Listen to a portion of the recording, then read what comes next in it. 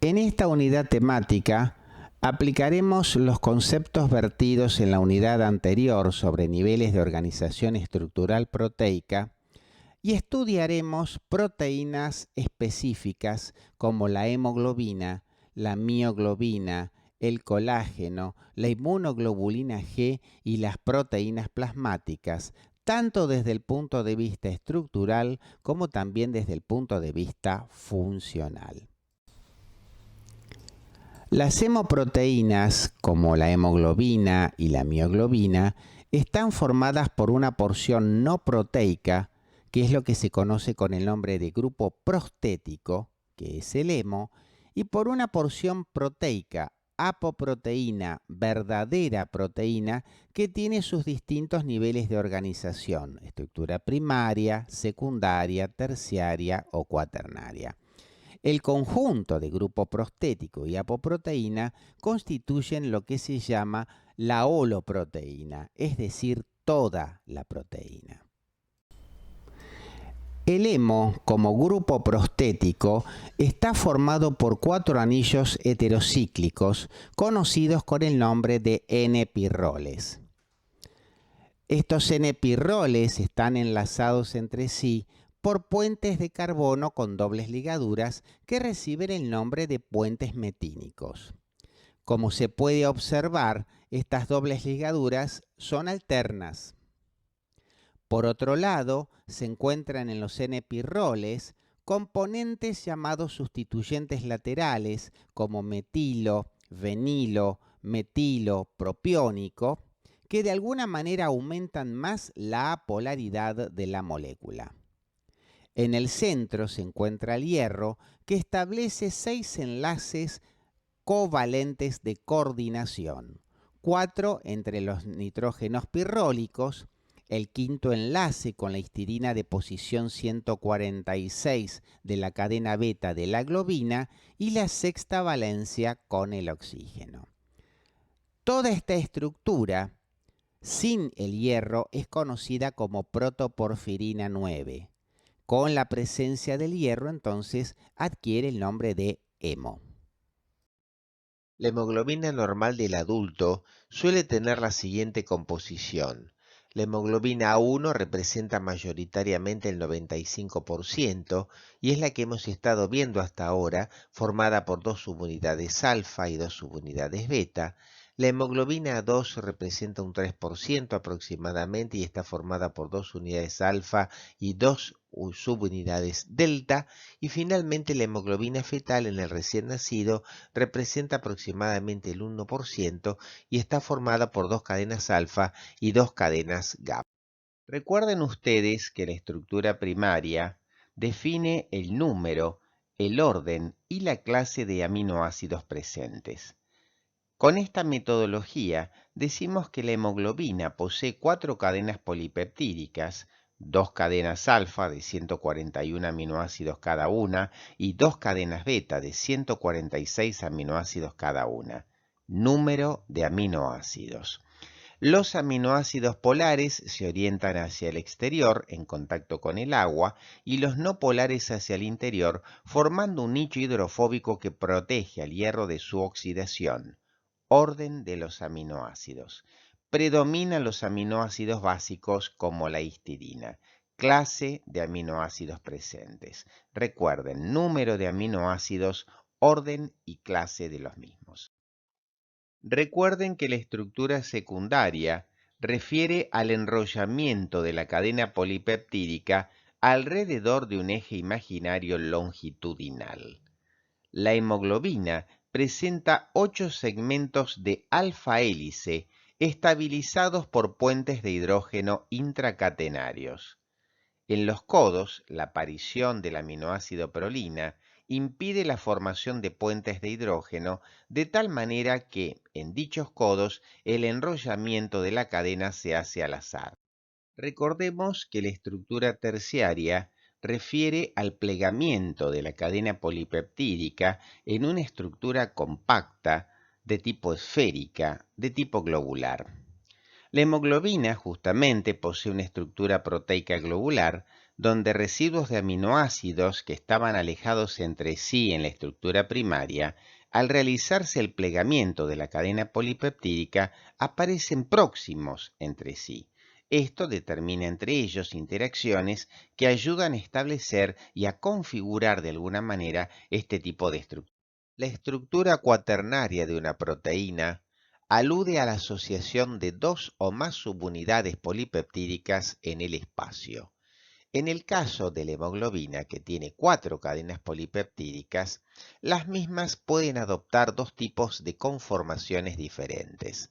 La forma T, que es cuando la hemoglobina está totalmente desoxigenada, está estabilizada por la presencia de puentes entre cargas negativas y cargas positivas, que son los llamados puentes iónicos o puentes salinos.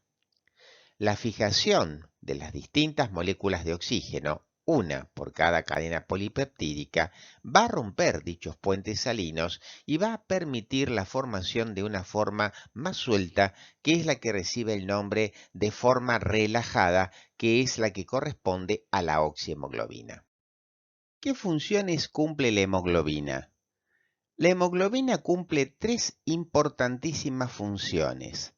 La más importante quizás sea el transporte de oxígeno, pero también la hemoglobina puede transportar protones, con lo cual se convierte en una proteína con poder buffer, y puede transportar también anhídrido carbónico, formando los llamados compuestos carbamínicos.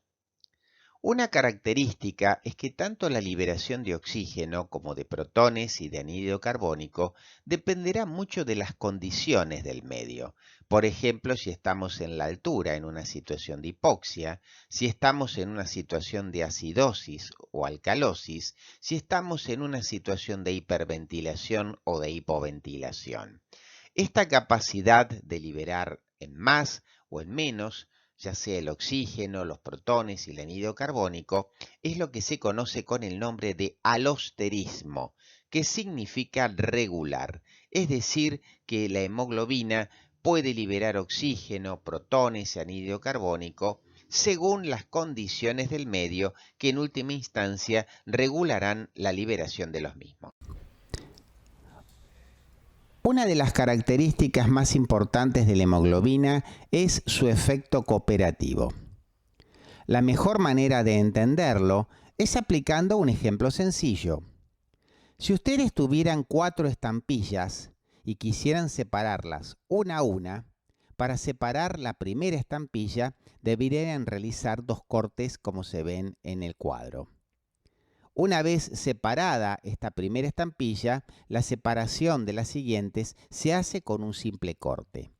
De la misma manera, para desoxigenar la hemoglobina, primeramente hay que empezar a romper los puentes salinos. Al comienzo, la tarea es difícil, pero una vez que los puentes salinos han comenzado a romperse, por efecto cooperativo se rompen los siguientes, facilitando de esa manera el pasaje de la forma tensa a la forma relajada de la hemoglobina. Cuando la hemoglobina está desoxigenada, el hierro está desplazado por fuera del plano de la porfirina.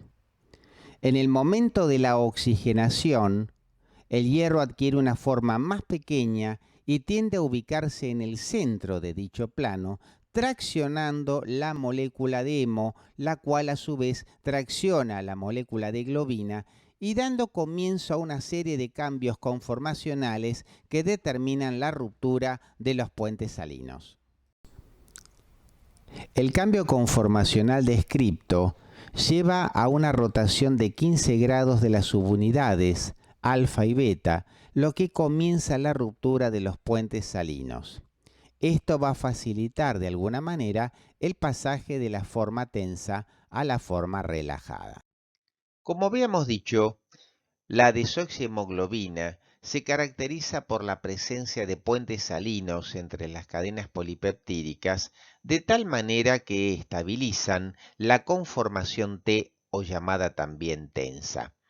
Estos puentes salinos no son más que puentes iónicos que se establecen entre aminoácidos cargados negativamente y otros cargados positivamente. Aquí ven ustedes, por ejemplo, la asociación entre un aminoácido cargado positivamente como la histidina con uno cargado negativamente como el aspartato en la posición 94 de la cadena beta 2, o la asociación entre arginina y aspartato que ustedes ven entre la cadena alfa 2 y la cadena alfa 1. Todos estos puentes salinos estabilizan a la desoxihemoglobina, estabilizando, como habíamos dicho, a la forma tensa o T de la misma. ¿Cómo se hace el transporte de los protones? La ruptura de los puentes salinos durante la fijación del oxígeno a la forma T de la hemoglobina genera dos protones que provienen de los átomos de hidrógeno del aminoácido histidina que está presente en la posición 146 de la cadena beta, como veremos en la próxima diapositiva. ¿Cómo se entiende el efecto Bohr? Dos moléculas de anhídrido carbónico reaccionan con agua dentro del glóbulo rojo gracias a la enzima anhidrasa carbónica, formando dos moléculas de ácido carbónico. Este ácido carbónico espontáneamente se disocia en dos moléculas de bicarbonato y en dos protones. Estos dos protones van a ser asimilados por las cadenas beta de la hemoglobina una vez que la hemoglobina adquiere su forma relajada y está en condiciones, de alguna manera, de fijar el oxígeno. El desprendimiento del oxígeno entonces facilita la acción buffer de la hemoglobina. La hemoglobina retiene dos protones al liberar el oxígeno en los tejidos y los libera cuando se vuelve a oxigenar en los pulmones. Cuando aumenta la concentración de protones, es decir, que desciende el pH, por el aumento de la PCO2 y la acción de la anhidrasa carbónica, la hemoglobina tiende a aceptar protones, es decir, que tiene un efecto amortiguador. Por otra parte, la acidificación del medio hace disminuir la afinidad de la hemoglobina por el oxígeno y esto le permite liberarlo más fácilmente y absorber protones del medio. El anhídrido carbónico liberado por los tejidos tiende a unirse al extremo amino terminal de cada una de las cadenas polipeptídicas de la hemoglobina. Por eso, como cada cadena polipeptídica tiene un grupo amino terminal, se transportan en total 4 moléculas de anhídrido carbónico, configurando cada una de ellas lo que se conoce con el nombre de compuesto carbamínico. El ácido 2,3-difosfoglicerato es un intermediario de la glucólisis, es decir, la degradación de la glucosa dentro del glóbulo rojo. Como ustedes podrán apreciar, la presencia de fosfatos hace que este compuesto esté rodeado de cargas negativas. Esas cargas negativas pueden interactuar a través de puentes salinos o puentes iónicos con cargas positivas presentes en distintos radicales de las cadenas de globina, y es así como se forman los puentes que posteriormente van a estabilizar a la desoxihemoglobina en su forma tensa. A través de la formación de los puentes salinos, el 2,3-DPG disminuye la afinidad de la hemoglobina por el oxígeno. La relación entre la presión parcial de oxígeno y la proporción de oxihemoglobina formada se describe en la curva de disociación de la oxihemoglobina. En el eje de las abscisas se representa la presión parcial de oxígeno en milímetros de mercurio y en el eje de las ordenadas el porcentaje de saturación de la hemoglobina. Como ustedes podrán apreciar, la curva es de tipo sigmoide. Esto significa que presenta menor afinidad a bajas presiones parciales, lo cual facilita la liberación de oxígeno en los tejidos. Obsérvese también que la presión parcial de oxígeno a la cual se alcanza el 50% de la saturación es lo que se conoce con el nombre de P50. Este P50 es un índice indirecto de la afinidad de la hemoglobina por el oxígeno. Cuanto menos afinidad tenga la hemoglobina por el oxígeno, el P50 va a ser mucho mayor, y a su vez, cuanto más afinidad tenga la hemoglobina por el oxígeno, el P50 va a ser mucho menor. Tanto el aumento de 2,3-difosfoglicerato como el aumento de la PCO2 desplazan la curva de disociación de la oxihemoglobina hacia la derecha. Esto significa que disminuyen la afinidad de la hemoglobina por el oxígeno. La hemoglobina fetal está formada por dos subunidades alfa y dos subunidades gamma y es la que mayor afinidad tiene por el oxígeno, mucho más que la hemoglobina 1.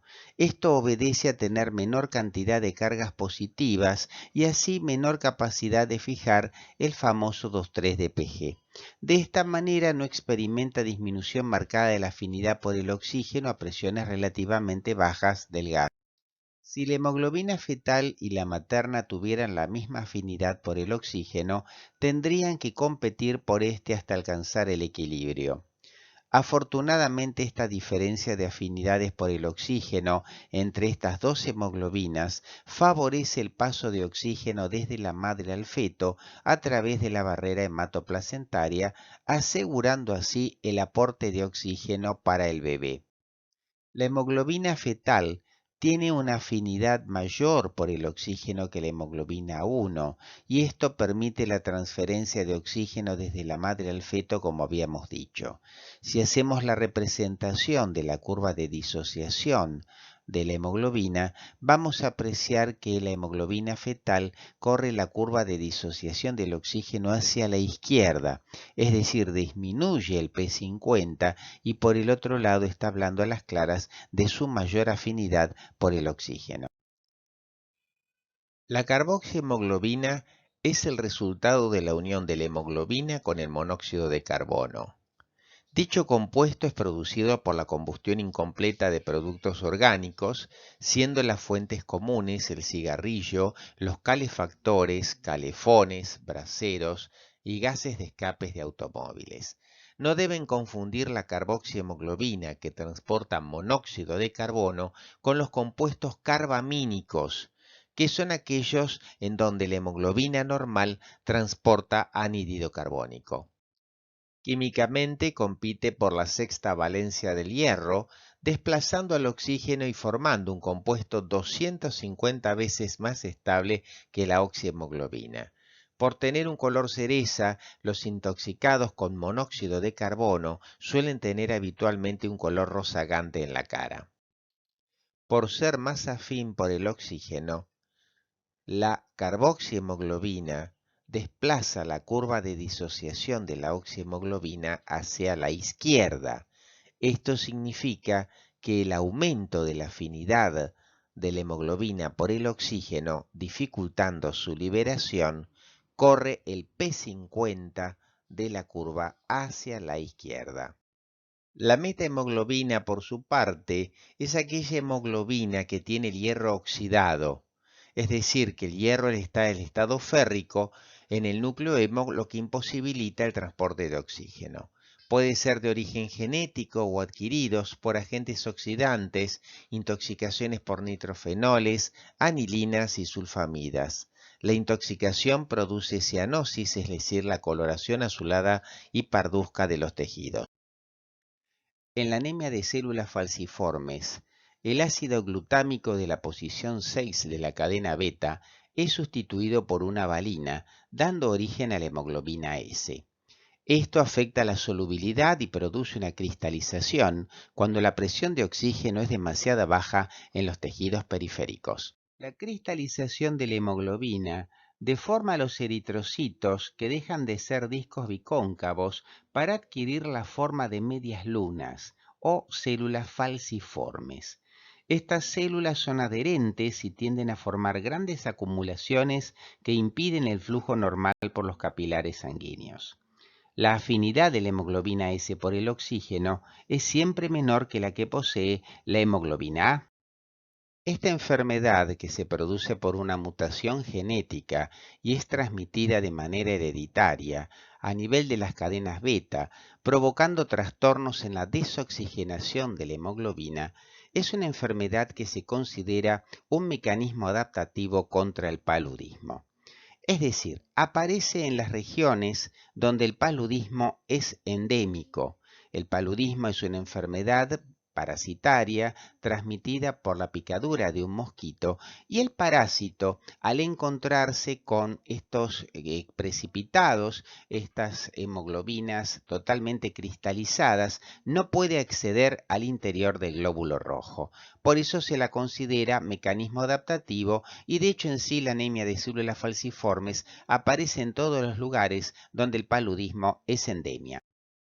La talasemia o anemia del Mediterráneo es una enfermedad hereditaria caracterizada por una disminución en la tasa de síntesis, ya sea de las cadenas alfa o beta de la hemoglobina. La enfermedad puede ser homocigota, generalmente mortal, o heterocigota, y la forma más común es la beta-talasemia. En ella no se producen cadenas beta y entonces, en forma compensatoria, se producen hemoglobinas con gran cantidad de cadenas alfa y, por ejemplo, cadenas gamma, como el caso de la hemoglobina fetal, o cadenas delta, como sucede con la hemoglobina A2. En la talasemia, la estructura de ambas cadenas de la hemoglobina permanecen intactas, pero está ausente la cadena alfa o beta, o existen pequeñas cantidades debido a anomalías en los genes que codifican estas proteínas. Esto origina un desequilibrio en la cantidad de globina en las cadenas con predominio de alfa o de beta. Desde el punto de vista clínico, la talasemia se caracteriza por una anemia de variada severidad y para compensarla, la médula ósea sufre una hiperplasia al intentar producir suficientes glóbulos rojos con consiguiente agrandamiento del vaso. Son posibles también las deformidades graves en el cráneo y en los huesos largos. La mioglobina está formada por una sola cadena polipeptídica de 153 aminoácidos, un peso molecular de 17.000, con la orientación de los aminoácidos polares hacia afuera y los hidrofóbicos hacia adentro, al igual que en la hemoglobina, con 8 segmentos de alfa hélice como estructura secundaria, con estructura globular como estructura terciaria, y por ser una sola cadena polipeptídica, carece de estructura cuaternaria. Por tal motivo, su principal función no es el transporte, sino el almacenamiento de oxígeno en el músculo. Las proteínas globulares, como la mioglobina, suelen ser solubles en el agua y o en soluciones salinas. Al igual que la hemoglobina, tiene mayoritariamente fragmentos de alfa hélice y en menor medida de beta conformación. En general, las betas conformaciones suelen disponerse en la periferia y las alfa hélices lo hacen en el centro de la molécula. Como vimos en la diapositiva anterior, proteínas con disposición globular, como el caso de la mioglobina, suelen tener diferentes fragmentos con alfa hélices y betas conformaciones, pero en general las conformaciones beta suelen disponerse en la periferia y las hélices alfa generalmente en el centro de la molécula. La curva de disociación de la mioglobina es una curva hiperbólica. Esto obedece a que la mioglobina está formada por una sola cadena polipeptídica, por ende la afinidad por el oxígeno va a ser mucho mayor y también la P50 va a estar desplazada hacia la izquierda. La P50 de la mioglobina es de tan solo 1 milímetro de mercurio.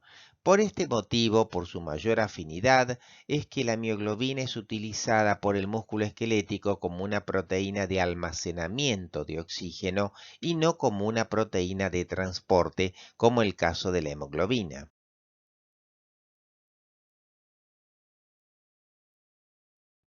El colágeno es una de las principales proteínas que forman parte de la estructura del tejido conectivo. Su unidad estructural es la molécula de tropocolágeno.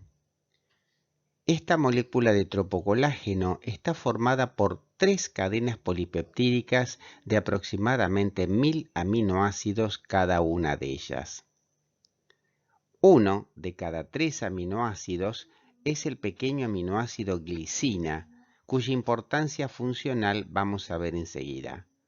Por otra parte, en cuanto a la clase de aminoácidos presentes, existen algunos aminoácidos poco frecuentes en el resto de las proteínas del organismo, como la hidroxiprolina y la hidroxilisina. Estructura secundaria. Las tres cadenas polipeptídicas tienden a formar una superhélice muy enrollada que se conoce con el nombre de triple hélice del colágeno. En ella existen puentes cruzados entre moléculas de lisina y también existe, como dato interesante, la formación de puentes de hidrógeno intercatenarios favorecidos por la presencia del aminoácido glicina. La estructura terciaria del colágeno corresponde a la estructura de las proteínas fibrosas. En esta diapositiva se puede apreciar la característica de la triple hélice del colágeno. Tres cadenas polipeptídicas se superenrollan entre sí para formar una larga cadena, una larga hebra bien trenzada que da resistencia al tejido en el cual se encuentra. Es importante destacar que en estas cadenas encontramos puentes cruzados entre los restos de lisina y por otro lado es importante destacar la presencia de puentes de hidrógeno intercatenarios que son favorecidos por la presencia del aminoácido glicina que tiene como radical un hidrógeno y que facilita entonces la formación de puentes entre las distintas cadenas. Existen distintos tipos de colágeno, solamente vamos a mencionar dos: el colágeno tipo 1, que está formado por dos cadenas polipeptídicas de tipo alfa 1,1 y una sola cadena polipeptídica alfa 2,1, que tiene estructura fibrilar, bajo tenor de hidroxilisina y glúcidos, formando fibrillas gruesas, y que es abundante en la dermis, los tendones, los huesos, los ligamentos, la córnea y los órganos internos. Constituye el 90% del colágeno del cuerpo. El colágeno de tipo 2 está formado por tres cadenas polipeptídicas alfa 1,2, tiene estructura fibrilar, alto contenido de hidroxilisina y glúcidos, fibras más finas que el colágeno de tipo 1 y se encuentra presente fundamentalmente en los cartílagos, en los discos intervertebrales y en el cuerpo vítreo del ojo. La elastina está formada por una única cadena de aminoácidos con dos regiones. Una hidrofóbica constituida por aminoácidos apolares como valina, prolina y glicina y otra hidrofílica con lisina y alanina. El sector hidrofóbico es predominante y uno de cada 7 aminoácidos es valina. Sus residuos de prolina no son hidroxilados y recién al llegar a la matriz extracelular son hidroxiladas las lisinas por la lisiloxidasa, con participación de vitamina C, formando puentes cruzados como en el colágeno. La elastina no posee una estructura secundaria regular. Es la región hidrofóbica la que le confiere la elasticidad característica de la proteína. Las modificaciones posttraduccionales que sufren la matriz extracelular, más los mecanismos de compresión y estiramiento, cumplen un rol importante en la organización final de las moléculas de elastinas que se unen entre sí para formar estructuras poliméricas.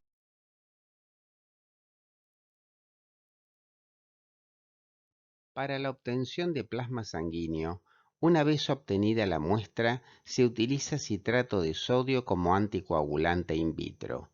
De esta manera se evita la precipitación del fibrinógeno.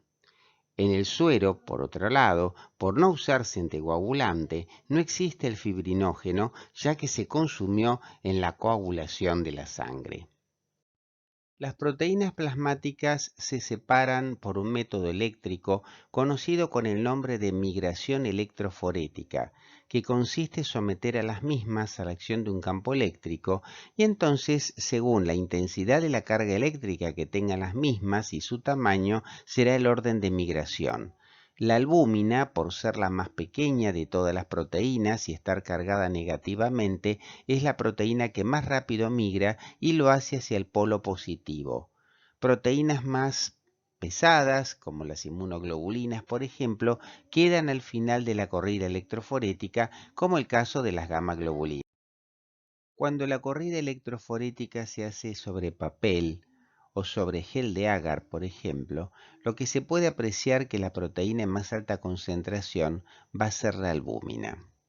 Al hacer la lectura de las intensidades de banda de cada una de ellas, la banda de la albúmina tiene dos características: su altura, que tiene que ver con la concentración, y su ancho, que es pequeño, debido a que la albúmina es una proteína homogénea, es decir, no existen subfracciones dentro de la misma. Por su lado, la banda de las gamma globulinas, por ejemplo, es más baja porque la concentración de gamma globulinas es más baja también, pero es más ancha, por cuanto dentro de las gamma globulinas se encuentran los 5 tipos distintos de inmunoglobulinas, como la IgG, la IgA, la IgD, la E o la M, por ejemplo. La velocidad de migración de una partícula cargada en un campo eléctrico dependerá proporcionalmente de la magnitud de la carga y de la intensidad del campo eléctrico y será inversamente proporcional al cuadrado del radio de la partícula.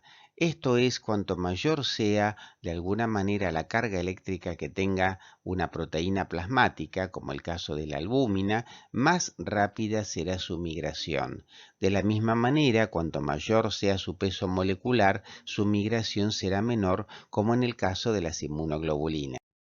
El valor normal de la proteinemia oscila entre 6 a 8 gramos por ciento, pero más importante que determinar la concentración total es establecer la concentración relativa de cada una de las proteínas que la conforman. La albúmina es la proteína más abundante desde el punto de vista cuantitativo, más del 55 al 60%, las globulinas un 40%, y dentro de ellas se discriminan las alfa-1, 4%, las alfa-2, 8%, las beta, 12%, las gamas, 16%, y el fibrinógeno, el 5%. La albúmina es la proteína más abundante, como ya habíamos dicho, es una proteína pura, es responsable principal de la presión oncótica plasmática y a su vez es una proteína de transporte. Puede transportar ácidos grasos libres, hormonas, bilirrubina no conjugada y medicamentos, entre otros. Dentro de las alfa-1 globulinas se encuentra la alfa-1 antitripsina, que es una proteína plasmática que cumple funciones antiinflamatorias a nivel de la sangre, neutralizando las enzimas hidrolíticas que puedan liberar los leucocitos. Y también tenemos las HDL, que son las lipoproteínas de alta densidad, que básicamente transportan fosfolípidos y también proteínas.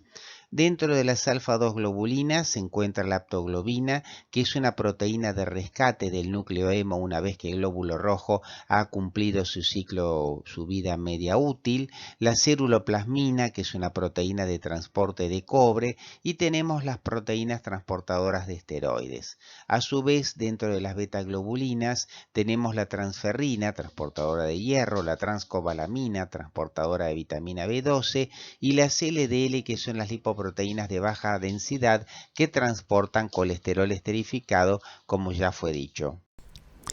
Los distintos niveles estructurales de la inmunoglobulina G son los siguientes. Estructura primaria. La inmunoglobulina G está formada por 4 cadenas polipeptídicas. 2 cadenas pesadas, denominadas cadena H, cada una de las cuales tiene 440 aminoácidos, y 2 cadenas livianas, denominadas cadena L, que tienen 220 aminoácidos cada una de ellas. Orden. En general, los aminoácidos polares se disponen hacia el exterior en contacto con el agua y los aminoácidos apolares se disponen hacia el interior de la molécula. Clase. La inmunoglobulina G está formada fundamentalmente o predomina la existencia de aminoácidos de cisteína, lo que favorece la formación de puentes disulfuro tanto intra como intercatenarios. Estructura secundaria. La inmunoglobulina G es rica en estructura de hoja plegada o beta conformación, donde las cadenas polipeptídicas generalmente se disponen en forma antiparalela, con los radicales por abajo y por arriba de dichas cadenas, y participando en la estabilización de la hoja plegada, la formación de puentes de hidrógeno intercatenarios. Estructura terciaria. La inmunoglobulina G tiene presentes dominios globulares y en esos dominios globulares se establecen enlaces disulfuro entre los aminoácidos cisteína que ya habíamos visto al hablar de estructura primaria. Pese a tener 4 cadenas polipeptídicas, estos puentes disulfuro son puentes covalentes que desestabilizan la estructura cuaternaria. Por tal motivo, la inmunoglobulina G carece de estructura cuaternaria. Como si fuera poco, la inmunoglobulina G también tiene pequeñas cantidades de glúcidos, que ya habíamos dicho que estas cadenas oligosacáridas, en la medida que la inmunoglobulina G va envejeciendo, se van debilitando y se van perdiendo, facilitando de esa manera su reconocimiento por receptores presentes en el sistema monocito macrófago. La desnaturalización proteica es la pérdida de los niveles de organización estructural superior que tiene una proteína.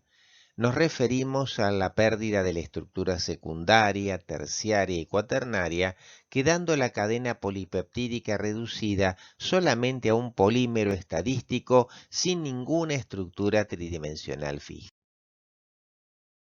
En la desnaturalización de la estructura secundaria, las proteínas pierden todos los patrones de repetición regulares, como las alfa hélices y beta conformación, y tienden a adoptar formas aleatorias. La desnaturalización de la estructura terciaria implica la interrupción de, en primer lugar, los enlaces covalentes entre las cadenas laterales de los aminoácidos, como ser, por ejemplo, los puentes disulfuro entre las cisteínas. En segundo lugar, la pérdida o interrupción de enlaces no covalentes dipolo-dipolo entre cadenas laterales polares de aminoácidos. Y en tercer lugar, la interrupción de enlaces dipolo inducidos por fuerzas de Van der Waals entre las cadenas laterales no polares de los aminoácidos. En la desnaturalización de la estructura cuaternaria, las subunidades de proteínas se separan o su posición espacial se altera. Por otro lado, la estructura primaria, es decir, la secuencia de aminoácidos ligados por enlaces peptídicos, no es interrumpida por la desnaturalización.